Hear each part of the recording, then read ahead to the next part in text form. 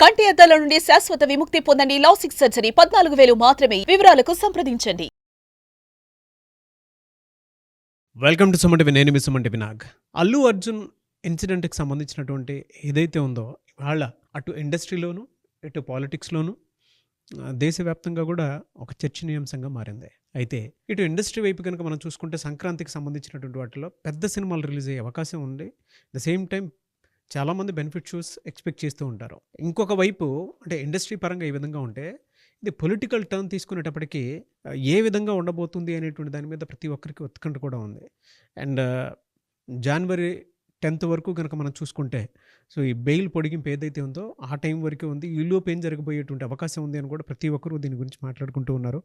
అయితే ఎంటైర్ ఇష్యూకి సంబంధించినటువంటి వాటిల్లో ఏ విధంగా టర్న్ అయ్యే అవకాశం ఉంది అనేది ఈరోజు మనతో పాటు హైకోర్టు అడ్వకేట్ రవీంద్రనాథ్ గారు ఉన్నారు. అది వారి మాట్లాడి తెలుసుకుందాం.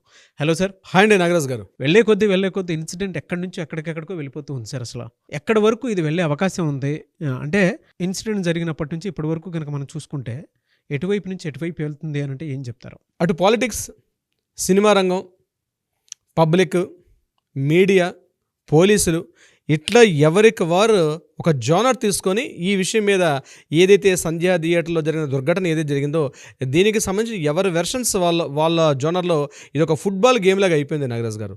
గడిచిన కొద్ది రోజులుగా జరుగుతున్నటువంటి ఈ పరిణామాలన్నీ మనం చూస్తుంటే ఒక ఫుట్బాల్ గేమ్లో ఏ గోల్ ఎటువైపు వెళ్తుందో ఎవరు ఎటువైపు గోల్ కొడుతున్నారో తెలియనటువంటి ఒక డౌట్ఫుల్ సిచ్యువేషన్కి అయితే రేజ్ అయిపోయింది. ముఖ్యంగా జాన్యువరి, మీరు ఇందాక అన్నట్టుగా జాన్యువరి 10th డేట్ దగ్గరగా రావడం, ఈయన కూడా బెయిల్ ఇంకా ఆల్మోస్ట్ ఇచ్చిన 4 వారాల వ్యవధి ఏదైతే కోర్టు నిర్ణయించిందో దాని ప్రకారంగా డేట్ కూడా నిర్ణీత గడువు కూడా దగ్గరగా రావడం.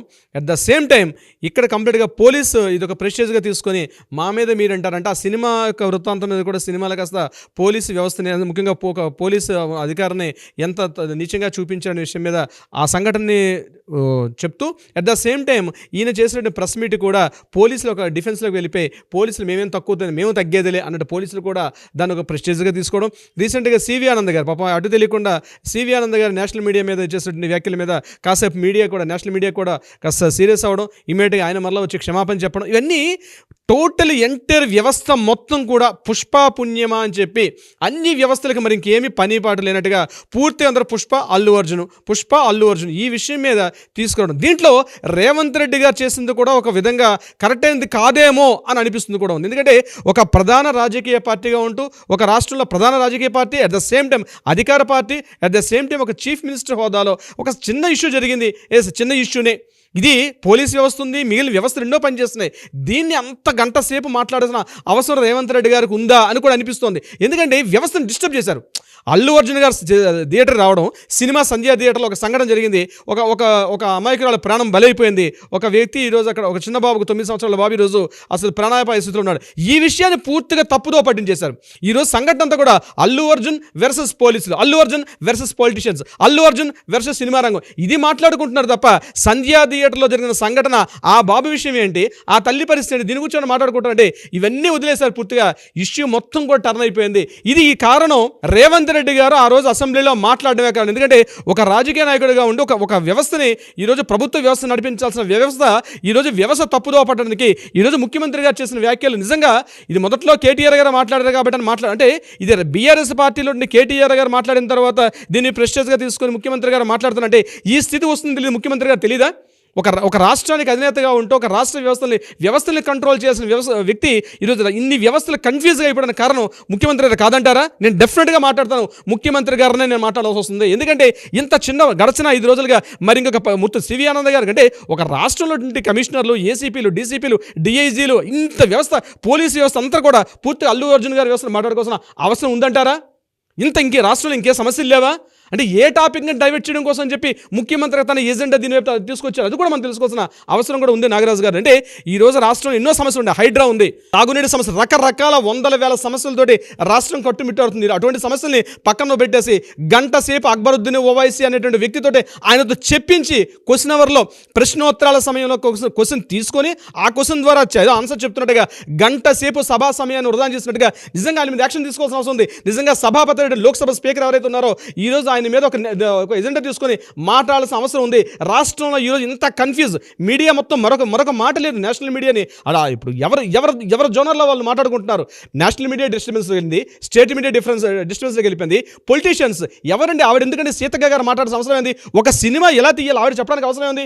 ఒక సినిమా ఇట్స్ ఎ వ్యాపారం. ఆవిడ సినిమాలు ఈ రకంగా ఉంది, ఇలా తీయకూడదు, ఇలాంటి సినిమాలకి నేషనల్ అవార్డు ఇవ్వడం కరెక్టా కదా? ఆవిడ ఒక మంత్రి గారు, ఆవిడ సంబంధించిన ఏమున్నాయో ఆ సమస్యలు చూసుకోవాల్సిన మాట్లాడాల్సిన అవసరం ఉంది. అల్లు అర్జున్ ఒక సినిమా యాక్టర్, ఆయన ఒక సినిమా తీశాడు, ఇట్స్ ఎ వ్యాపారం. మీరే పర్మిషన్ ఇచ్చారు, మీరే బెనిఫిట్ షోలు ఇచ్చారు, మీరు పర్మిషన్ ఇచ్చారు కాబట్టి ఆయన సినిమాలు తీసుకున్నాడు, ఆయన బెనిఫిట్ షోలు వేసుకున్నాడు. ఇదంతా ఇదంతా ప్రభుత్వం అట్టర్ ఫెయిల్యూర్. ఈ రోజు రాష్ట్రంలో ఉన్నటువంటి కాంగ్రెస్ గవర్నమెంట్ అట్టర్ ఫెయిల్యూర్ అయింది. జస్ట్ ఇప్పుడే మనకు కొన్ని న్యూస్ చూస్తున్నాం నాగరాజ్ గారు. దీని మీద చిరంజీవి గారు ఆల్రెడీ సెంట్రల్లో లీడర్స్తో మాట్లాడడం జరుగుతుంది. దీని మీద రేవంత్ రెడ్డి గారు తీసుకున్న విధానం కరెక్ట్ కాదని చెప్పి రేవంత్ రెడ్డి గారు పైన సెంట్రల్ గవర్నమెంట్ తోటి మాట్లాడడం, అంటే సెంట్రల్లో ఉన్నటువంటి ఆ పొలిటీషియన్స్, ఇంతకుముందు చిరంజీవి గారు టూరిజం మినిస్టర్గా పనిచేసే సెంట్రల్ గవర్నమెంట్లో యాజ్ ఎ కాంగ్రెస్ లీడర్గా ఆయనకు ఉన్నటువంటి పరిచయాల దృష్ట్యా ఆయన కొంత పైరువీలు చేసే పనిలో కూడా ఉన్నారు. తన మేనల్లుండి తన కంట్రోల్ చేసుకునే పనిలో ఉన్నారు. ఎవరు పనులు వాళ్ళు చేసుకుంటారు. కానీ నేను ఒకటి అంటాను సూటిగా నాగరాజ్ గారు, రాష్ట్రంలో ఈరోజు వ్యవస్థలు మొత్తం కూడా పక్కకి వెళ్ళిపోయి మరే సమస్య లేనట్టుగా పూర్తిగా ఈ ఇష్యూ మీద మాట్లాడుకోవడం, ఇది ముఖ్యమంత్రి స్థాయిలో ఉన్నటువంటి వ్యక్తి ఆయన స్వతహాగా చేసినటువంటి ఇష్యూ ఇది.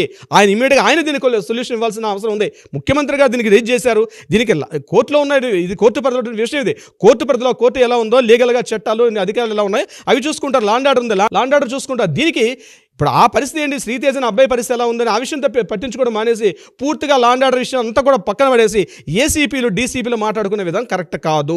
ఇంకొకటి, ఇప్పుడు మనకి ఇంకో విషయం తెలుస్తుంది, సెంట్రల్ గవర్నమెంట్తో ఉన్నటువంటి పరిచయాల దృష్ట్యా చిరంజీవి గారు తీసుకొస్తున్నారు. దీని మీద వీళ్ళు ఇమీడియట్గా యాక్షన్స్ ఉన్నాయి. రేపు కమింగ్ సినిమాలు ఉన్నాయి, పెద్ద బాలకృష్ణ గారి సినిమా, వెంకటేష్ గారి సినిమా, ముఖ్యంగా రామ్ చరణ్ గారి సినిమా, ఈ పెద్ద సినిమాలు సంక్రాంతికి వస్తున్నాయి.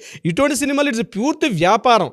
ఈ వ్యాపారంలో ఎవరి జోనర్లో వాళ్ళు చూసుకుంటున్నారు. ఇదేదో ప్రజా సమస్య అయినట్టుగా రేవంత్ రెడ్డి గారు ఈరోజు అసెంబ్లీలో మాట్లాడి మొత్తం వ్యవస్థను పూర్తిగా కెలికేసి వదిలేశారు. పూర్తిగా అంటే రచ్చ చేసేశారు. ఒక ముఖ్యమంత్రి స్థాయిలో ఉన్నటువంటి ఒక వ్యక్తి ఇది చేయడం ఎంతవరకు సబబు? ప్రశ్నించే వాళ్ళు లేరు రాష్ట్రంలో. మీడియాని కన్ఫ్యూజ్ చేసేసి, మీడియాని పూర్తిగా పొలిటీషియన్స్ని, రాజకీయ నాయకులు ఈ సినిమా గురించి మాట్లాడాల్సిన అవసరం ఏముంది? ఒక సినిమా వచ్చింది, సినిమాలు పోతూ ఉంటాయి. ప్రతి 10 ఏళ్ళకు నెల రోజులకు ఒక సినిమా వస్తుంది, సినిమా పోతుంటుంది. అల్లు అర్జున్ గారు తీసుకున్న సినిమా ఇది. ఆ సినిమా హిట్ అయితే జనాలు ఆదరిస్తే సినిమా హిట్ అవుతుంది, లేకపోతే ఫెయిల్ అయిపోతుంది. దానికోసం ఎంటైర్ పూర్తి రాష్ట్ర వ్యాప్తంగా ఉన్న అన్ని యంత్రాంగాలన్నీ కూడా ఇదే పని మీద మాట్లాడడం కరెక్ట్ అయిన విధానం కాదు.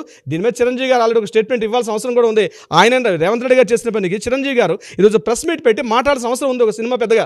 ఎందుకంటే ఆయన సినిమాకి దిక్కుగా ఉన్నారు, రాష్ట్రంలో కూడా ఆయనకంటే ఒక ఇమేజ్ అంటుంది. కాబట్టి దీన్ని ఇప్పటికైనా ఫుల్ స్టాప్ చేస్తే తప్ప నాగరాజ్ గారు, లేకపోతే వ్యవస్థలు అసలు ఇటు వెళ్తుంది, మన వ్యవస్థ ఎడిపోతుంది, పరిస్థితి ఎడిపోతున్నాయి, మనకు అర్థం కాని ఒక కన్ఫ్యూజ్ దిశలో ఉన్నాం నాగరాజ్ గారు. ఇదే విషయం ఇంతకు ముందు చంద్రబాబు నాయుడు గారి విషయంలో, ఇదే ఆయన జైల్లో పెట్టినప్పుడు, చంద్రబాబు నాయుడు గారు అంటే మాజీ ముఖ్యమంత్రి స్థాయిలో ఆయన జైల్లో పెట్టినప్పుడు, ఈరోజు అల్లు అర్జున్ గారు ఈరోజు హైకోర్టులో బెయిల్ పిటిషన్ రద్దయితే ఇమీడియట్గా సుప్రీంకోర్టు మెట్లు ఎక్కుతారు. సుప్రీంకోర్టులో ఆయనకు ఉన్నటువంటి పరపతి, ఆయన బలంతో సుప్రీంకోర్టు నుంచి కూడా బెయిల్ తీసుకొచ్చే అవకాశం ఉంటుంది డెఫినెట్గా. ఎందుకంటే కింద కోర్టు కొడితే పై కోర్టుకి అప్పీల్ చేసుకుంటాం, పై కోర్టు నుంచి కూడా తీసుకొచ్చే అవకాశం ఉంటుంది. ఈ చిన్న ఇష్యూ లాజిక్ ఎందుకు మిస్ అయిపోతున్నారు? ఎవరి ఈగోస్ విషయం మీద దీన్ని ఇంత రచ్చ చేస్తున్నారో అర్థం కాని పరిస్థితిలో ఉంది పూర్తిగా ఈరోజు తెలంగాణ రాష్ట్ర ప్రభుత్వం నాగరాజ్ గారు.